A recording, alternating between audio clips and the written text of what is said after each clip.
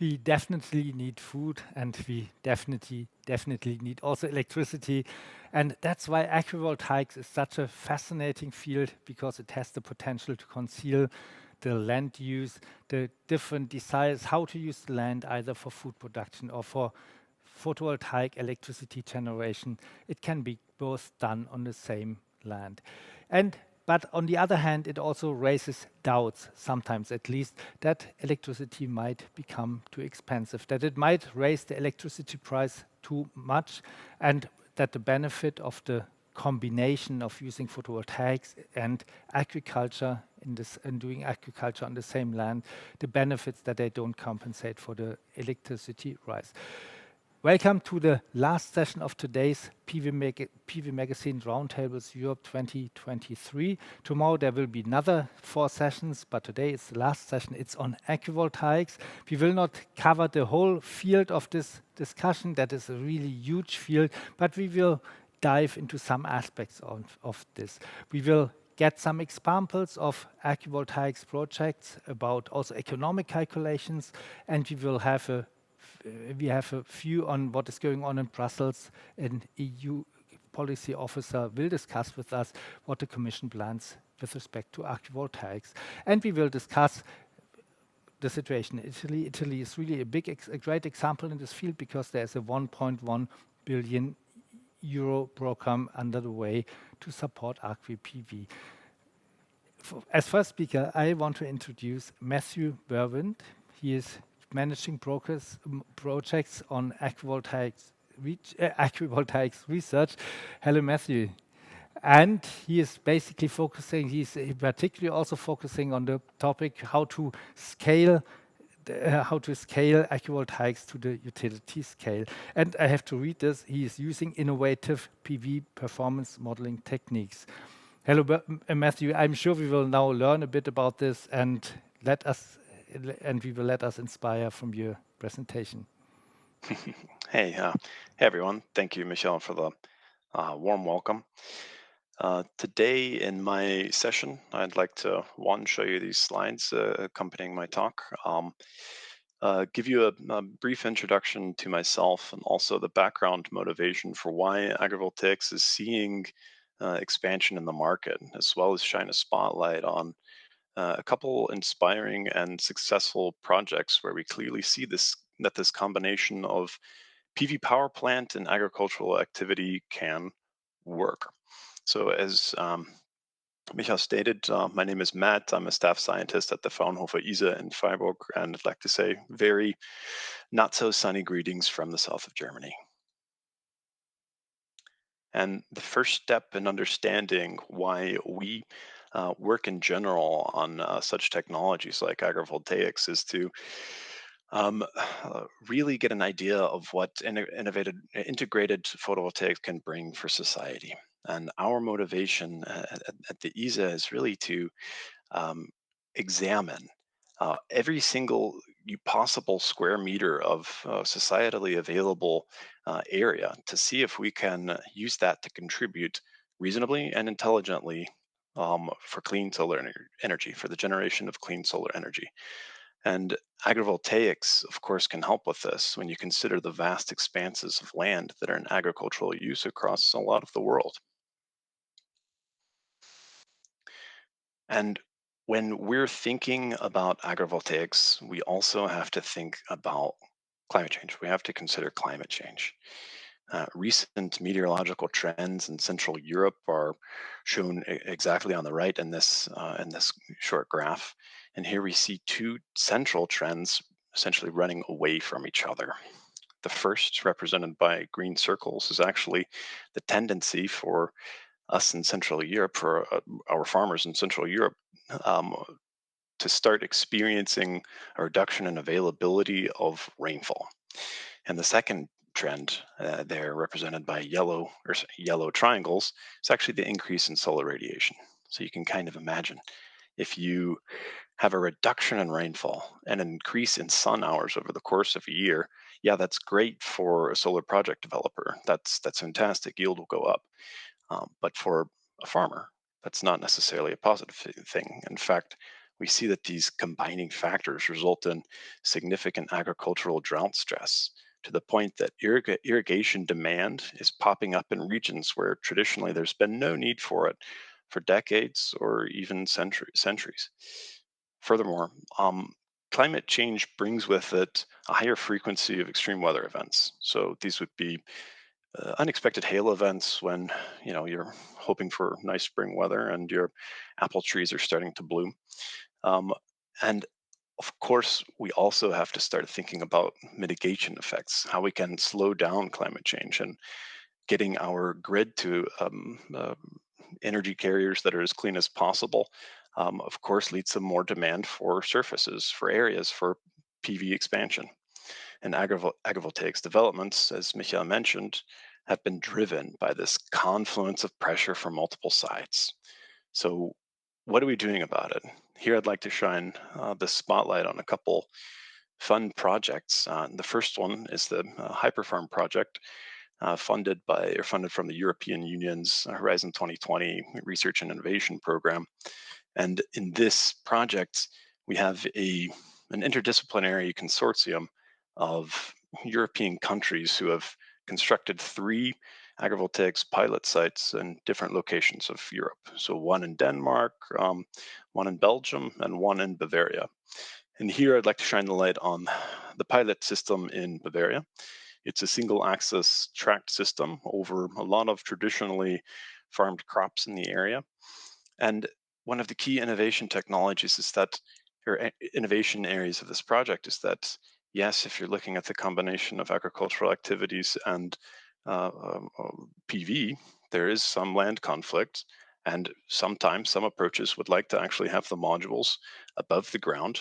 This system employs high strength tensile cables to achieve this, to maintain a certain ground clearance so that all of the traditional tractor equipment can drive beneath the system.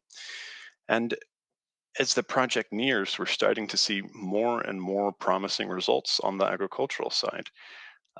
So I ask you, as some members of the audience, one, aren't these some big cabbages and wouldn't you like to eat them? I know I would. A second project where I'd like to shine the spotlight on is actually funded by the state of Baden-Württemberg, so the state where Freiburg is located in the southwest of Germany. And it's the model region or the Modellregion of Baden-Württemberg. So essentially, the idea is to examine in multiple locations across the state how locally relevant crops can develop under novel agrivoltaic systems. So here we want to specifically look at what is relevant on the market. So which apple cultivars sell well, and which ones can actually profit from having this added hail protection that is enabled by solar module shading, basically. And here, with agronomic institutes, we're also looking at specific nutritional, flavor, and quality components as indicators for the success of these approaches. We're also looking at, of course, the developments of microclimate that might take place under the system. If, for example, you have a higher humidity that might lead to some mushrooms, then this is something that should be considered properly. But initial results seem to be quite positive, as you can see on this slide. I again would say, or would ask the audience, would you eat these apples? Because I think I would. And with that, I think I've shown you. I've exhausted my time, and I think I've shown you some nice examples of the bountiful harvests coming out of these early stage agrivoltaic projects. So thank you for your time, Michael, and I'd like to give it back to you. Thank you very much for this presentation. I mean, the apples, they look really great. What I'm wondering, whether you have already results in both projects, whether you increase the yield of the agriculture, which would be a great success, by the way. Sure. Increasing the yield is always a question mark. So as we start to construct these systems over the land, you start to see rainwater distribution, you see some rainwater distribution effects, you see some light distribution effects, and you can, yes, see some increased yield if, for example, you have a very sunny year with a lot of drought stress on your crops. or a plant that, for example, is very shade tolerant, or actually even prefers shade because its growth is chiefly determined by irrigation or water. So it's a bundled question, Micha, that I think I would need about 40 minutes to properly answer. I'll give you a short one and say, yes, we do see it with some crops. No, we don't see it in all crops. I mean, the crucial question at the end is maybe if I just have let's say an economic approach to this topic, which is definitely too narrow-minded, I suppose. But if I take an economic approach, I would ask whether the benefit on the crop yield or the apple yield would compensate for the higher electricity cost, because probably such a system is more expensive than a standard PV system. That's a very critical and central question to the entire technology, Micha. And I would ask you actually a counter question. If in my traditional apple orchard, extreme weather events cause some sun damage for the apple or some hail damage for the apples, and cannot be sold at your local markets, your Aldi's, your Evas, or whatever, because they've got this visible damage, is there not a very strong economic incentive to follow this type of technology? I would think yes. And if we want to then combine the societal aim of expanding energy transition and accelerating energy transition, and there is really a strong argument for these type of technologies in specific areas where you can combine this agricultural benefit with reasonable levelized costs of electricity. Yeah. But that also means that we are now also touching social question, because it's the revenue stream for the farmer at the end, which is helped by this photovoltaic system in some way. While if you would do ground-mounted solar, there would be no revenue stream at all anymore for the farmer. Correct. Yeah. There's another question which I have, that is because later on in this session we will discuss about another way of construct agrivoltaic systems. Now you have shown these elevated systems being tracked or not tracked, which is, I don't know how many meters high, 3 meters, something like this. 3 to 4, yeah. Yeah, 3 to 4 meters high. There's another way to realize agrivoltaics, which means that you use trackers which are spaced, that you can do something in between these tracker rows. What do you think of such systems? Well, I'm a big fan of them. I think these inter-row agrivoltaic technologies show a lot of market presence right now without any sort of subvention methods or subvention measures necessary for them to be competitive. I think they're very interesting, Michael, to shortly put it.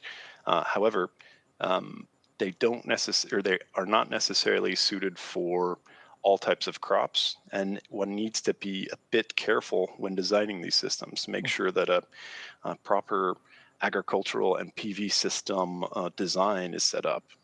Okay, I see. Now we need a 40 minutes time slots, which exactly. we don't have. So thank you very much. That was Matthew Berwind. He is staff scientist at Fraunhofer ISE. Thank you.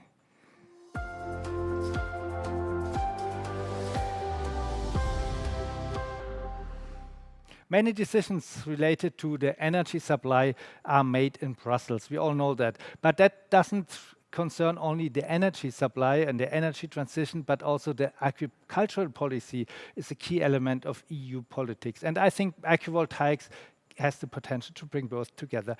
I welcome Ignacio Asenjo. He is policy officer at the DG Energy of the European Commission. Hello, Ignacio. Can you hear me? I can hear you very well, Michael. Yeah, thank you very much for joining our PV Magazine Roundtable. Why is the European Commission interested in agrivoltaics? Well, first of all, thank you for the invitation, both because I'm an avid reader of PV Magazine, of course, as everyone in the sector, and PV, I think, is really an area that deserves more public discussion. So thanks a lot for this initiative.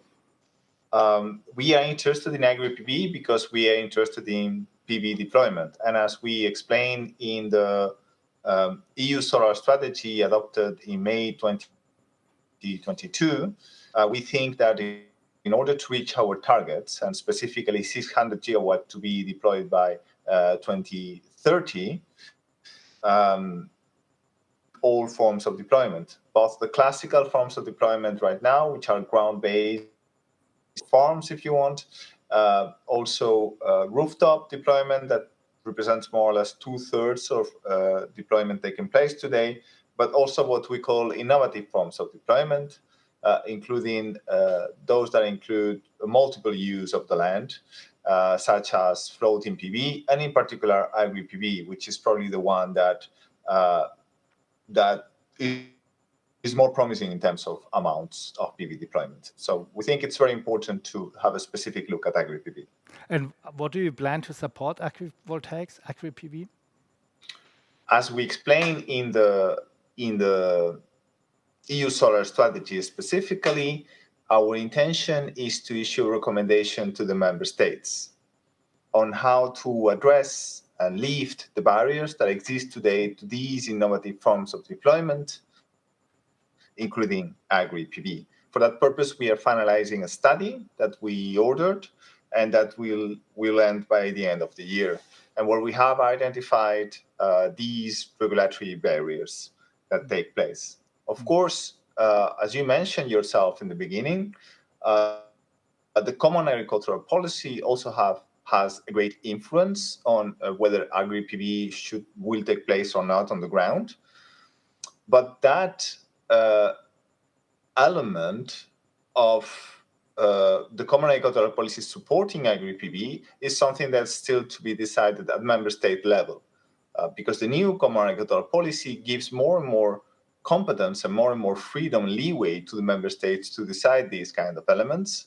From our point of view, the overall framework does provide the room for member states to support AgriPV, but it's up to the strategic plans that member states develop to actually make use of that leeway. What elements are this, what the member states could decide to change? What's really most important there is the concept of predominant use of the land. So the Common Agricultural Policy does not forbid at all that there should be a second use of the same land where phase, and still that the direct payments could be maintained. But, of course, there needs to be a predominant use of the land for agriculture in that case. This is not defined at the EU level, and member states can define how they interpret predominant use. They can use percentages or they can use other modes, but as long as agriculture remains the predominant use of the land, then you can still obtain direct payments. And so it can be combined by AgriPV, regardless, by the way, of whether the synergies are strong enough to ensure an increase of the yield. You could also have a reduced amount of yield and still the direct payments. You were also speaking about the barriers. Do you mean that in at least some member states, the barrier is too high, that there is a definition used which says the predominantly use of PV is too strict, that this is a barrier at the moment?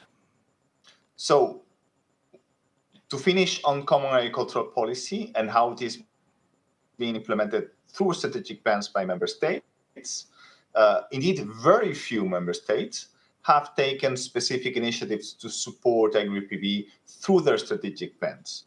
We have a few examples like Germany, France, the Netherlands, but not all of them have done that. So that's one element. But the study I was mentioning before that we are currently finalizing looks into all existing barriers beyond the issue of the agricultural subsidies and the Common Agricultural Policy. And there, the main regulatory barrier we have found is that there are still many member states in the European Union where the dual use of land for agriculture and other purposes, in this case PV deployment and electricity production, is still forbidden. Simply not possible according to the regulations on agricultural land and the use of agricultural land. So this is really something that those member states, and there is a high number of them, should be looking into in order to promote the expansion and the use of AgriPV. Will you give some, you have mentioned the recommendation you are working on in the Commission. Will you give also a recommendation on how to define predominant use of agriculture?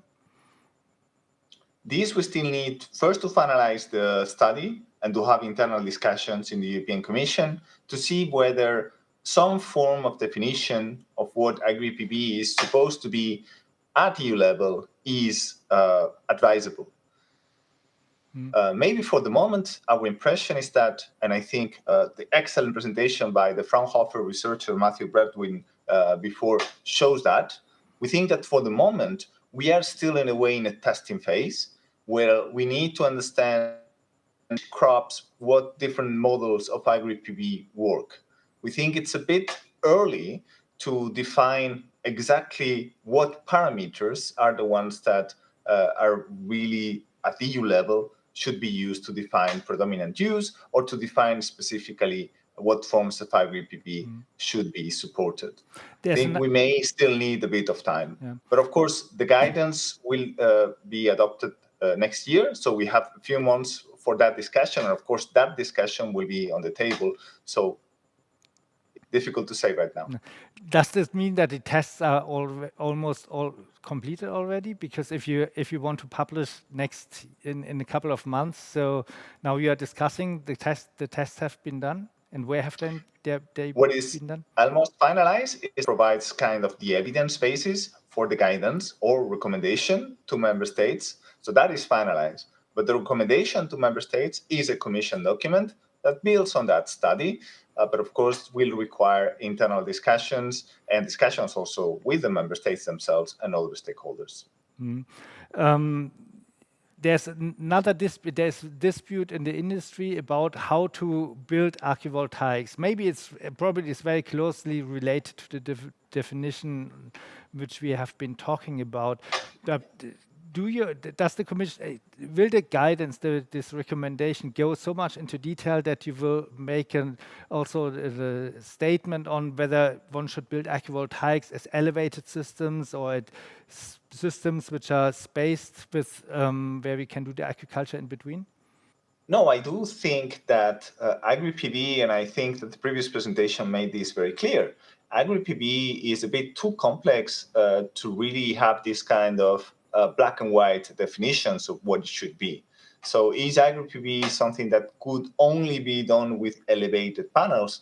I do not think so. I think there are different solutions that can be applied depending on the climate, depending on the crop, and depending on the type of PV as well. So we need to look at having comprehensive understanding of AgriPV. And when it comes to regulating, for instance, defining or in particular defining predominant use and defining what AgriPV is or is not, I think we have to be careful and not to over-regulate and not to regulate too early so that we may be putting a brake on the development of different forms of AgriPV that are clearly emerging. And I think the previous presentation made this very, very clear. Thank you very much, Ignacio. Thank you very much for these words from Brussels, which was very helpful, I think. Have a nice day.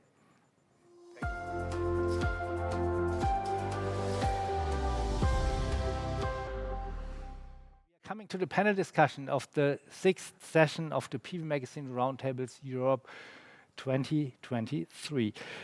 We have already heard a lot about agrivoltaics, and we will not, of course, as I said, as mentioned before, have solutions for all the problems and discuss all the problems. But we will discuss a bit where and how to build agrivoltaics. And in order to do this, I want to welcome, now I have to see where she comes, Alessandra Scognamiglio. Hello, Alessandra. She is senior researcher at ENEA, Coordinator Task Force Sustainability Agrivoltaics. ENEA is an important state-funded research center in Italy. And Alessandra is architect, and her research topics are the use of photovoltaics in buildings and landscapes. And she has a transdisciplinary perspective. And obviously, I think this is particularly relevant for the development of agrivoltaics. Hello, Alessandra. Thank you, Michael.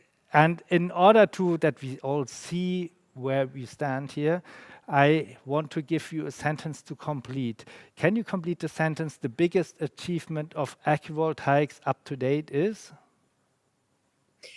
So from my point of view, I think the biggest achievement is having set a kind of common domain of discussion among different stakeholders. As we could already see from the previous talks, presentations, agrivoltaics is complex and requires quite a complex and systemic perspective. And even if still problematic, I think this is already a big achievement of agrivoltaics. Thank you. We are coming to the next panelist, Roland Quast. He is Director Project and Business Development at Blue Elephant Energy. This is an IPP, I think European-wide active, and he on our panel represents the investor part, and he has already made contact, and also is developing already agrivoltaics projects and has some experience. Hello, Roland. Hi, Michael. Nice to see you on the screen here. Nice to see you. And also Alessandra and Johannes. Also, to you the task which already Alessandra got. Can you complete the sentence? The biggest achievement for agrivoltaics up to date is? I believe it's the support that it has gained politically and regulatory already. And that it has become a real substantial segment for agrivoltaic development, solar project development in Germany in particular, but also in Italy already. And I want to welcome Johannes Linder. Johannes is Director of System Design and Innovation at BELECTRIC.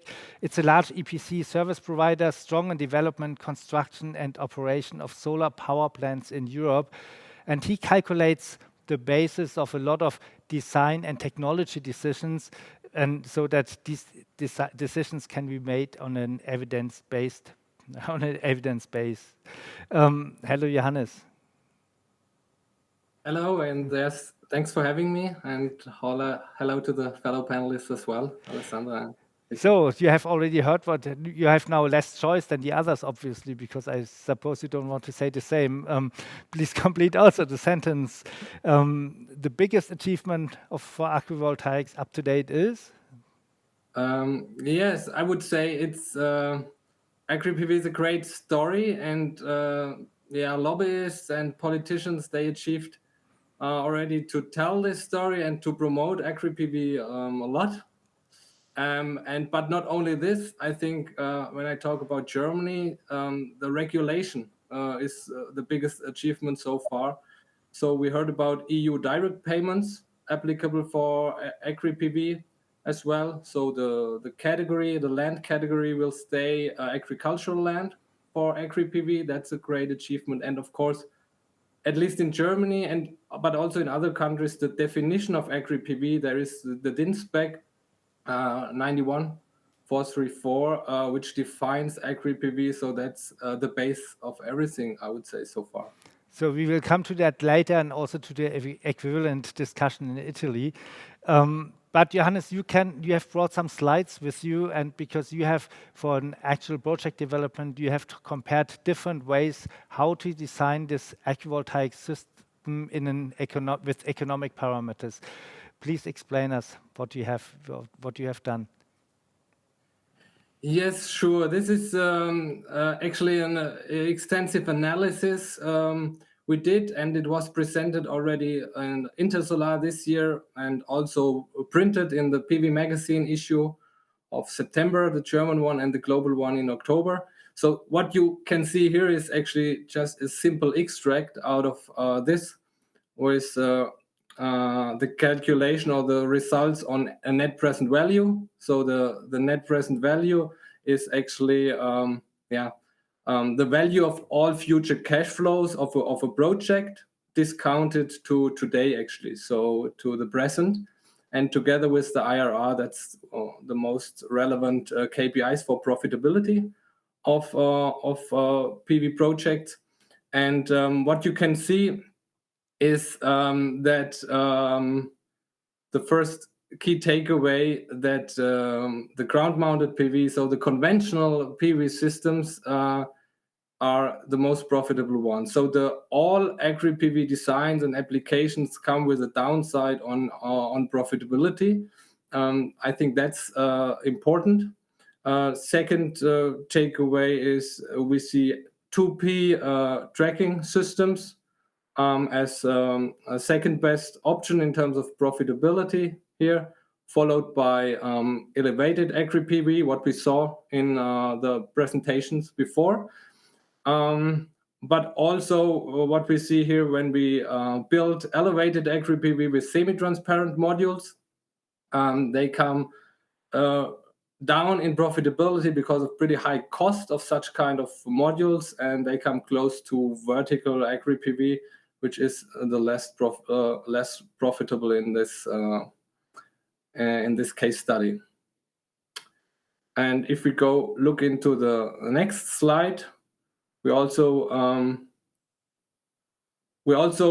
followed then with the 2P AgriPV tracker and did have a look into land efficiency. And here the land equivalent ratio is a good KPI to get an impression on does it make sense or not AgriPV. I mean, people might say, okay, it's better you build 1 hectare solar and beside this, separated from the PV, you have the agriculture. And the land equivalent ratio actually gives insight here that what you can see on the picture, if you combine it, it's more than the sum of both. You can see here, we simulated crop yield with the software, and of course PV yield as well with the software for both separated and joint. And you can see that you can have on a 2 hectare plot, you can actually have save around 0.6 hectare on land. In other words, you can say that if you have Agri and PV separated from each other, you need or let's say if you have 100% of PV, or you have 100% of agriculture, you could also have, if you combine it, 134% of the yield, and that's is what makes us interesting actually in this technology and shows its potential. Okay, thank you. And that's the theory so far, and now we have to go into the reality check with this. Thank you very much, Johannes. Alessandra and Roland, do you have questions and comments to this? Who wants first? Alessandra. Yes, I do. So I have a couple of comments. I think it's, of course, quite interesting, the approach, and I completely support the approach.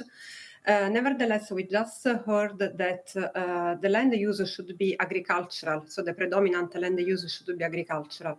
So when I see a slide like this one, I think that it is a kind of theoretical approach, and in fact it was also said by Johannes.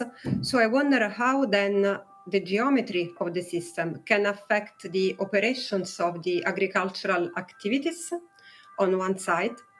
And regarding slide 1, I think it is interesting that it's clear that, let's say, the driver of this slide is PV, is electricity. But I think it would be also interesting taking into account other values of the systems. I mean, the economic value, not only of the agricultural production, but also of other benefits that were mentioned by Matthew, like the water savings or maybe the improved resilience of the agricultural system. Short answer, Johannes. Yes, all the designs are designed as per the DIN-spec requirements in terms of agricultural land use. So it's aligned with DIN-spec requirements regarding agricultural land. Other soft factors, of course, in terms of effort on agricultural use of the land, those are not considered. We only consider for the different systems that you might have more or less agricultural land available for different systems. And we consider this based on the land lease, actually, that for some systems you have more agricultural land. So we consider that this land can be leased again, and a land cost will be reduced for such systems accordingly. That's the way the agricultural part was considered here. Thank you. Other questions, comments? I would like to know, Johannes, you said that you showed these bars with the net present values. Did you include there also the revenue stream from agriculture, and would that change the picture? That's what I said. The revenue stream, also the revenue stream of the agriculture is not considered. It only considers that actually the land cost. Okay. That means you consider that your land cost goes down, so in some way it's included. Exactly. Yeah. I mean, when I remember these bars, I mean, at least the upper bars, it wasn't, the difference was not so much, wasn't it? I mean, how much was it in percent? 10%, 15%, something like this? Exactly. It was between 5 and 10%. Yes. Yeah. So, Roland, as investors, what would you say? Would you say 10%, 15% less is okay? Yeah, I mean, what Johannes presented is similar to our conclusion that an agrivoltaic system from an investor's perspective on a, let's say, large scale project, it's only possible when considering one-axis tracker systems. And it's definitely, in regards to the economics, below standard fixed solar park. Taking into account savings on the lease is potentially, let's say, theoretical, because the farmer who has to operate this agricultural PV combination plant will experience some, let's say, difficulties as well, or limitations. No, you must say there's only a certain way he can plow this field in one direction from north to south. There has to be substantial portions around the PV field that he requires to move machinery. So there are a lot of details in this that are also, let's say, at this moment, relatively unexperienced, that I would say are a challenge too, particularly on the agricultural business side of things. In our case, we are currently developing several AgriPV projects in Germany, one portfolio consisting of 3 different parks in one proximity, totaling 100 megawatt, with one farmer who is an industrial farming partner, so an organization that has several farms in Germany and operates them, so very professional. And it was for us an experience so far to conceptualize, not the solar part, that is easy, but the agricultural part as well, because that is also something that has to be part of the regulatory setup, and eventually has to be not only permitted but also checked in the years to come. I think we will come to this project at another time, but I have seen this Alessandra has taken a lot of notes. So maybe some of these notes you could share with us. No, actually, I was just taking notes because, of course, I learn from others' points of view. And what was just coming to my mind is that, of course, we are all in a kind of experimental phase. And I think also investors are taking a big risk in investing in such large-scale agrivoltaics, because in the end, it has to prove that it is agrivoltaics. So I see the risk. And I see that, of course, from the economical point of view, at least right now, having a kind of a system that is as close as possible to the standard PV system is more like convenient. And of course, it's also very wise. At the same time, I see that if we approach a system that is more complex, such as, single or double tracking elevated systems, there is anyhow more space left free for agriculture. So it is like saying that this kind of space is similar to the space of agriculture without PV. So of course, this kind of a complex and maybe more expensive configuration would allow for a better flexibility of the system, even if something goes wrong. Because I don't know what is the size of the systems in other countries, but in Italy, it's really large-scale agrivoltaics. Some projects are also covering areas over like 200 hectares and so on. So I wonder what happens if this kind of pattern with the parallel stripes doesn't work for agriculture. And maybe also one has to explain that, I don't know whether everybody is firm in agriculture. You cannot have the same crop for 20 or 30 years on the land. You have to change it at some point. But before we come to this Italian experience, I would like to know from Roland, you have already mentioned your doubts, but why are you doing this agrivoltaics there? So what is the reason that you have to go for agrivoltaics?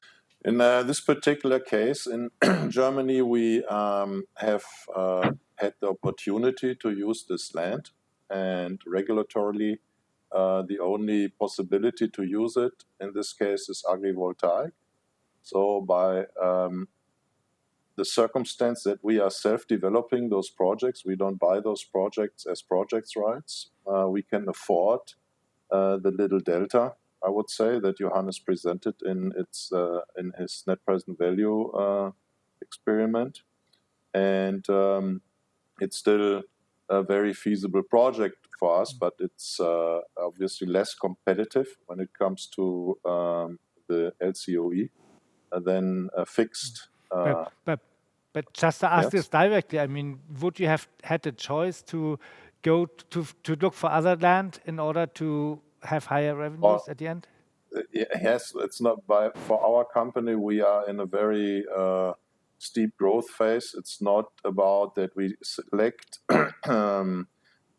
Let's say if there's an opportunity we see feasible, then we are willing to do the project. No? So because it's further growth, I would say it's not that we had the choice in that particular circumstance to choose between the one or the other, and it is interesting because it provides potential for growth in Germany. Definitely, there's more, let's say, regulatory flexibility to do these things. We see there's also somewhat of, in some circumstances, acceptance by the public for this, where we need political consent. So it also has its upsides in terms for us to scale, but it comes at a cost. Johannes, is that similar for the projects where you are developing the AgriPV, agrivoltaics? Yes, acceptance is one topic, of course, and municipalities often come and say, okay, there are good soils, you can build here only AgriPV, such kind of questions. And I think it only makes sense, AgriPV, if it gives access to land which would be not accessible for conventional PV. Only then AgriPV makes sense, because we also heard from the EU that the idea of it is actually to meet the targets, and to reach the volumes we need. So AgriPV can be helpful then if it gives access to land which would be not accessible. Which, on the other hand, is a political decision whether this land should be used as agrivoltaics or as ground-mounted voltaics or not for photovoltaics at all. But maybe before we come into this discussion, let's have a look to Italy, because we have already heard throughout the session that it's much more regional, this this discussion than other discussions in the photovoltaic industry. So, Alessandra, I think you have prepared a bit to give us some insights about the Italian situation. Yeah, I will try to do my best because it's still very dynamic. So at the moment, as you all know, Italy launched the funding program, I think 2 years ago, about 1.1 billion of euros to be spent under the framework of the National Recovery and Resilience Plan. So now we are in the phase where the implementation decree has been approved by the European Commission. So now we're waiting for the real application. In the meanwhile, even before having a real definition of agrivoltaics, as it was said already by Johannes, basically the word agri was a kind of soft formula for photovoltaics to go in the permitting process because it was able to get a better public acceptance. So there are lots of projects in the permitting phase which are labeled, let's say, as agrivoltaics. So we can consider that just considering projects that are over 10 megawatt, we have about 23 gigawatt of agrivoltaics in the environmental impact assessment process right now, considering the data of 2022. So it is really a lot. And if we consider that the national target by 2030 is about 80 gigawatt of photovoltaics, we can see that really agrivoltaics in Italy is the driver.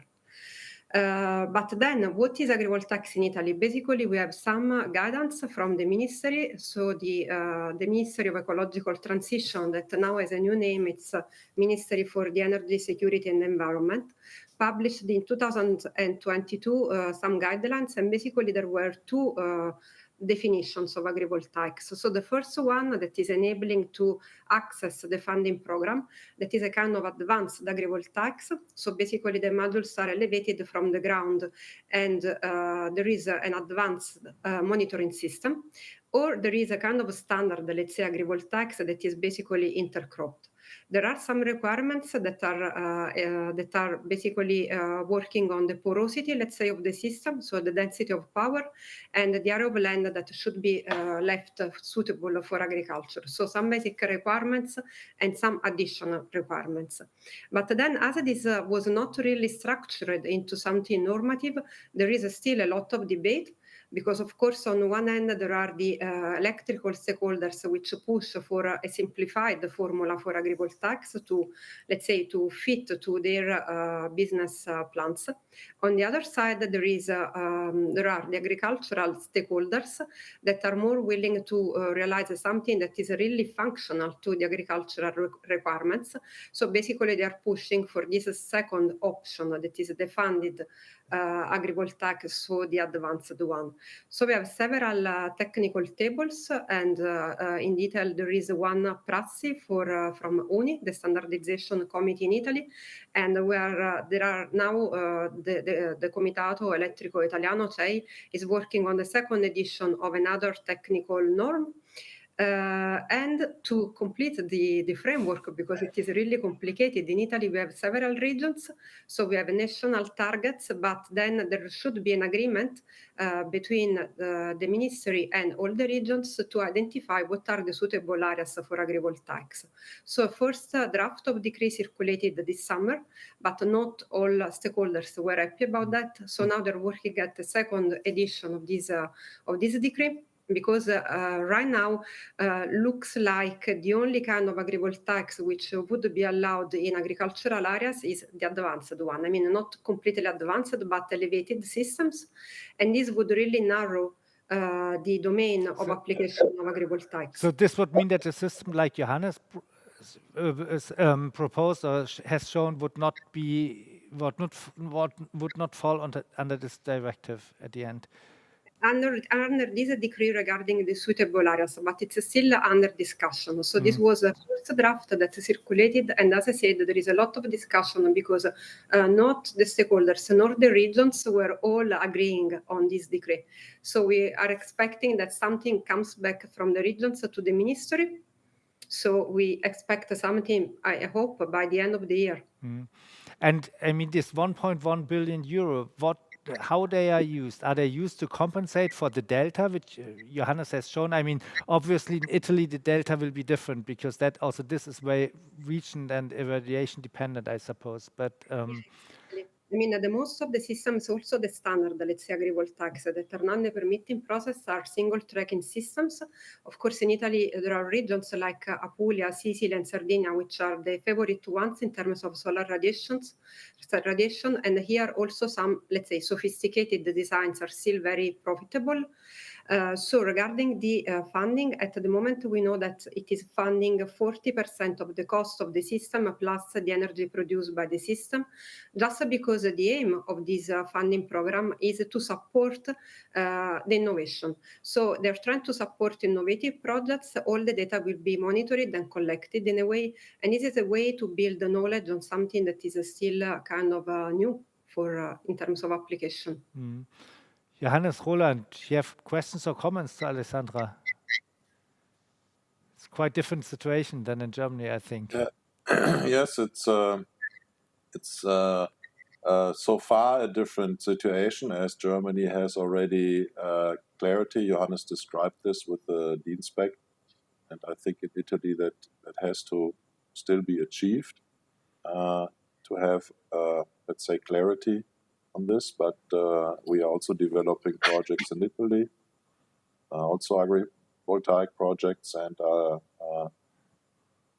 hoping that these things will evolve soon and that we can move on with the projects. Currently, a lot of projects are stuck in the process. All of our projects have filed for the environmental impact assessment, the VIA, and everybody is waiting that things are happening. So, but on the agricultural side, it's also different, of course. Now we have different kinds of agricultural concepts in terms of the fruits. In Germany, we are looking at regular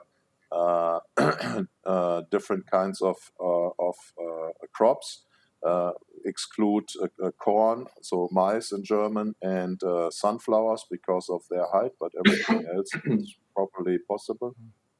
In Italy, the concept are more for also different kinds of crops that are more ground-based or lower. So. I mean, I'm a bit wondering at the moment. I mean, I'm now coming out with a question out of the session. The question, I mean, we have seen that these tracker systems, which are row-based, that these are really big progress because they seem to be a compromise. And for me, they seem to be the compromise that you can do a bit agriculture and you can do electricity production. I mean, we have heard that throughout the session. We have heard that from Matthew, we have heard that from Ignacio, and also here on the panel we have seen that.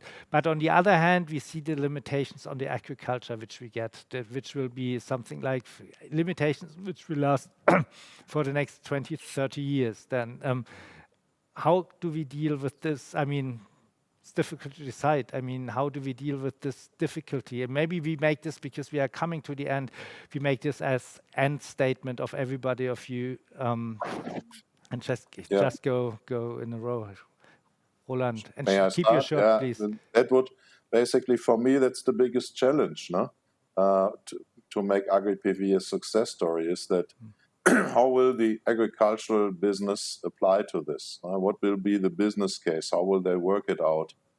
In particular, over this long period of times, because this whole thing is driven by our industry, and it's not the problem to install solar trackers, one-axis solar trackers. In this case, they have to be, let's say, further away as we usually would install them. To account for, by the way, not the minimal use of agricultural land, but it needs to predominantly be used agriculturally. Then 85% of the surface area needs to be agriculturally used in Germany, and I think that's also will be the concept in Italy, from what I understand. That is going to be interesting to see how the agricultural community adopts this. What will come out in 3, 4, 5, 10 years?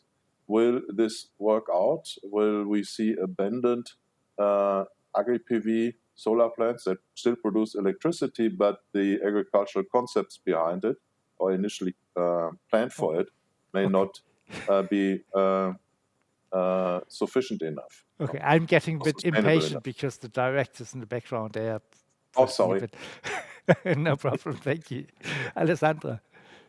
No, for me, it's a short. I mean, I'm very curious to see if we are able to transform this energy economical concept into an ethical concept that can really guide us as a community, as like human beings needing energy and food, and I would say also beauty for our landscapes towards our future.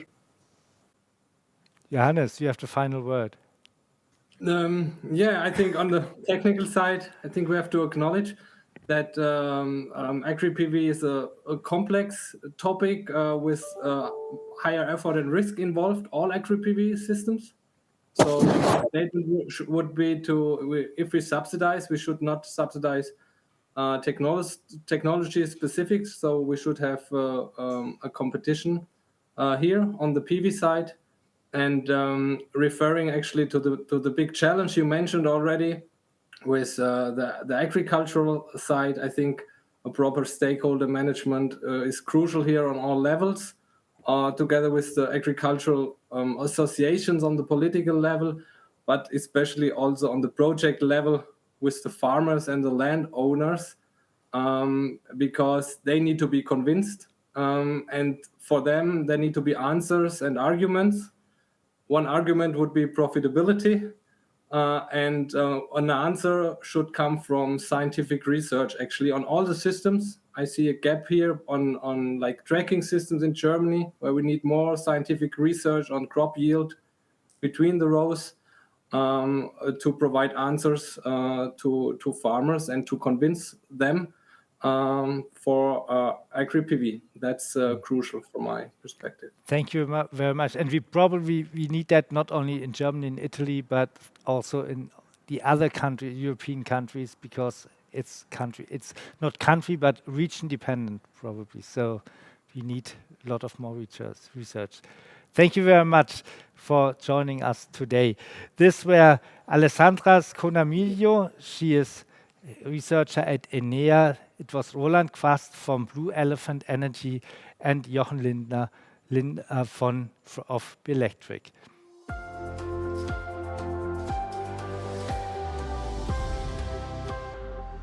This is the end of our first Roundtable Day, PV Magazine Roundtable Europe 2023. I hope you have got interesting and relevant input and insights and inspirations today. And I hope we see you again tomorrow at 9:30. It will start off with the EU PV markets vision and reality session. I mean, that is also a big topic. It will be about scenarios, how much PV Europe should build, can build. It will be the reality. We have invited associations from 4 European countries to report the status of the market in 2023 and the outlook for 2024. And we will discuss about the grid constraints and how they can be overcome. We will have other sessions on battery storage, the next technologies, the business models which are necessary to accelerate the deployment. We will talk about hydrogen tomorrow, about the electrolyzers, how the costs go down and which technologies there are and how to combine them with solar energies generation. And last but not least, the last session tomorrow will be about prices, how the prices have come down to a record low this year, and we will discuss whether this will stay like this. I think the project developers, they are very happy about this development. On the other hand, they have the rising interest rates, so maybe that compensates for a bit. But the question is whether it stays like this, because also on the other side, those who want to set up European production, European solar cell and module manufacturing, they are suffering from these prices. We will discuss tomorrow how this both will develop in the next years. Thank you very much for joining.